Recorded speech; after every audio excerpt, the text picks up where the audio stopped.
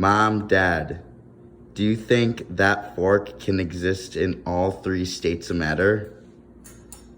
I'm not quite sure what you mean by that question. Do you think that fork can turn from a solid into a liquid or a gas? I'm not sure. It doesn't look like it. Actually, it can. However, a common misconception is that any material can only exist in one form of matter. Because of safety concerns and time constraints, I can't prove this with a fork, so I'm going to show you how water can be turned into each form of matter. I understand why you can't do a fork. I'm very excited to see how the water experiment goes. First, we're going to start with water in the liquid form.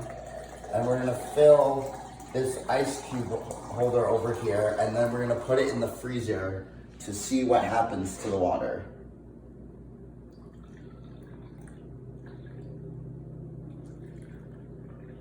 We're going to pour another cup of water, and we're going to put it in this pot, and we're going to boil it.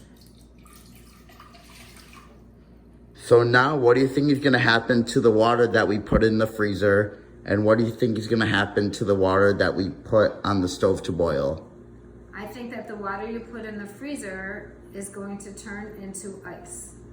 And I think the water you put on the stove in the pot to boil is going to steam and turn into gas. Stay tuned to find out. See, the water has been boiling for a little. Let's see what happens when we remove it. There's a bunch of gas. Now we've seen how we can turn water from its liquid form into its gaseous form. Now we're gonna see what happens to the water in the freezer. See, by freezing the liquid form of water, we now have a full-on ice cube. I was able to address the misconception that elements can only exist in one state of matter by showing you how liquid water can be turned into a solid or gas.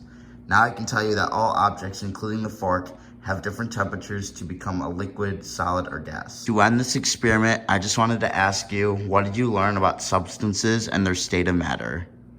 I learned that any element can exist in all three states of matter. If you bring the temperature high enough, you can liquefy it and ultimately turn it to gas. And if you bring the temperature low enough, it will become solid. Even a fork. Good job.